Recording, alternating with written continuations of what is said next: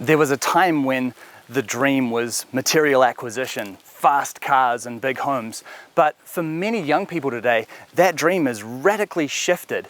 It's now more about living close to nature, living simply and in community with friends and family, and really just finding more innately important things to connect with.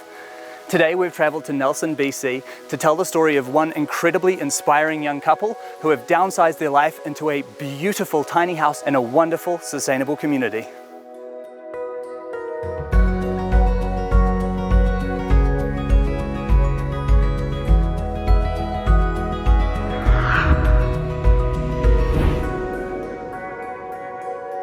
Hey Sophie! Hey Bryce! How you going? Good, how you doing? Carlo, nice to meet you, mate. Good.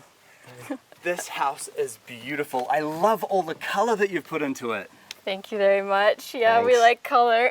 We splashed a lot of it on here. It definitely helps just to make everything feel a little bit more alive, doesn't it? Oh yeah, we get long winters here, so you need some color. The property that you're on here as well, this is a really interesting place. Can you tell me a little bit about this land? Yeah, so Fred is the owner. He bought it back in the 80s. There's about 8 of us living here communally, but all in their separate Airstream, yurt, trailer kind of setup. And we just brought the house on here back in January, and we love it here. Living in community is pretty natural for me. I like to be connected with other people. I like to learn from other people and share. It's like this big, beautiful support network. Makes me feel, supported and like I have a larger family, building family here. Comes natural to me too because I grew up in a big family in Italy and we always used to live together, all the big families. So yeah, it's nice to share. We like to share. Yeah.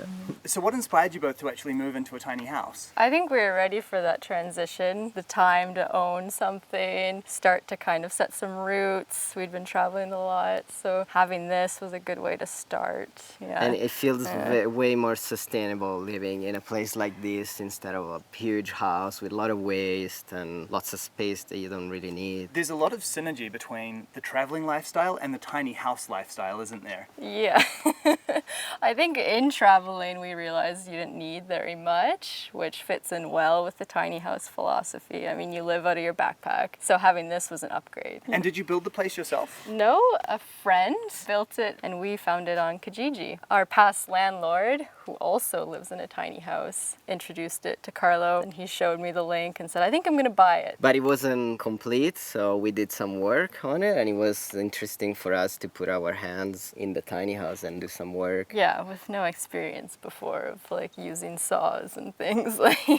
And what about power and water and that sort of thing here? Are you off the grid or are you grid connected here? We are on the grid. We run an extension cord from the property owner's house and we also run a water line. It would be very simple to be off the grid, I think, have some solar here because we're facing south now, so we get lots of sun and it's also like all LED lighting. We cook on propane or water heaters, propane and battery ignited, so it's super simple. We don't have much power need. Well, I would love to have a look inside the house and see what you've done. All right, Bryce, come on in. Come on in. Oh, this home is beautiful.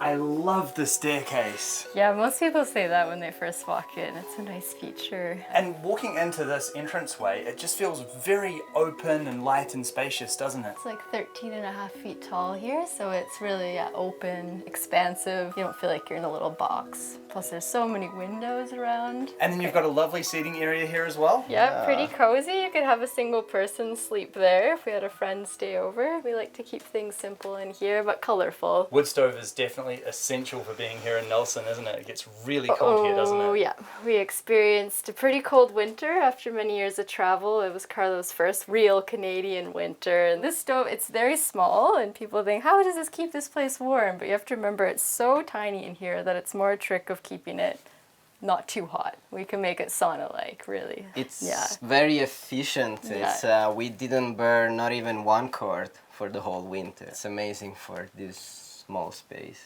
And then your kitchen space over here. Yeah, kitchen, nice and big, spacious kitchen, good for entertaining. We have kind of a bar area here too. We usually eat dinner, just the two of us at this bar corner. Carlo is a chef by trade, so he cooks for me quite a bit. Nice to have a good kitchen. Yeah, Important. you know, got the Yeah. bar here, nice little counter. This is all cedar from the Slocan Valley. The friend that built it, he found it and he milled it, and it's really nice. And then I really like how you've extended the kitchen bench under the stairs here as well. Yeah, it's all about space efficiency in the tiny house for sure. And this was sought out by the builder specifically for this kind of curved piece of wood and made the notches, and now we have this beautiful staircase. And so what about storage here? Do you have enough space to put everything away and store food and everything? Yeah, it's mostly all under the counter, hidden away. We have a nice small mini fridge that keeps our food consumption pretty efficient. Are there any tricks to making a small space kitchen work for really effective cooking? The trick is you have to clean up after yourself pretty promptly. But it also doesn't take long to clean here. You do the dishes, we wipe the counter, and we sweep and can go hang out, take a break. And then we've got the bathroom behind us here. Yeah, that's right. Just through the curtain there. Oh, this is lovely. And then you've got the composting toilet there. Yeah, good simple method. It's nice to have to take care of your waste. You're much more part of the system that way. And then the sleeping loft is upstairs. Yeah, let's take a look. Yeah. Oh, this space is so cool. I just love how much color and vibrance you've put up here. Thank you. Nice, thank you. Yeah, I have good dreams here. In the morning, we have lots of birds that come and visit out of our bedroom window. You just feel close to nature. Yeah. And then you've got all of your clothes storage here. Yeah, I have a little closet and this, and that's it. You have to keep it pretty simple. When you were designing the inside of your tiny house, what were the things that you needed to have in here to make the place work for you? We needed space for some instruments, I think. We like to play music together. Yeah, it was also mostly about not having everything you need inside so that you have to go outside. And I think that's important living in a small space. It just opens up your world so much. And you spend more time out in the forests, and we live in a beautiful place here. Yeah, definitely that's a big part of it, to be more connected with the outdoors and the outside. Having spent so long traveling together and now living together in a tiny house, how has it changed your relationship? I think we're closer even. We're fine in here, yeah, in this space. Some people ask like, don't you feel like in a small space, how you feel? It's all good, no problem. If you could change anything about this space, what would it be? Nothing comes to mind. For me, it meets all my needs. And so I can sleep here, I can cook here, I can rest here, and then I spend my time outside. And we have a nice garden too, that's where we like to be. So this is all we need. Yeah. And can I ask how much this place actually cost? We paid $16,000, and we probably put in another $5,000. So yeah, 20,000, you have a beautiful place to live. And what do you think the future will hold for you both? We want to go and travel a bit in the southern states to learn about building with cob house and straw bale house. We're interested in that. Yeah, grow more food too. It's a pretty prime growing area here, lots of fruit trees, and we can have pretty established gardens. Yeah, we're definitely into sustainable living and like a conscious living, and we're in a big change. And it is happening. We can't like destroy Mother Nature like how we're doing sometimes, and we want to take care of that, I think, probably. My philosophy is definitely that we're not here to make a big mark.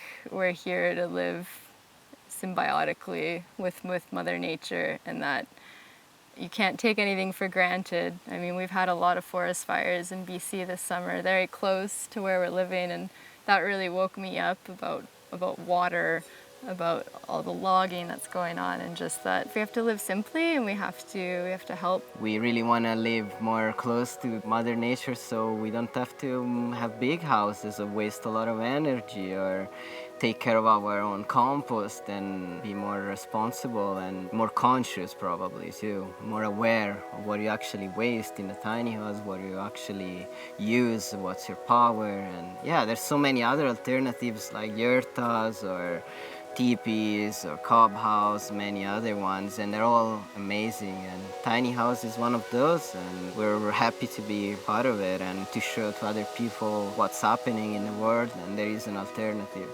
Well, if that is your future aspiration, it sounds like you're both already living the dream. Thank you so much for sharing this space with me. Thank you for Thank coming. you. A Thank pleasure. you. I have absolutely fallen in love with this couple as well as their gorgeous tiny home.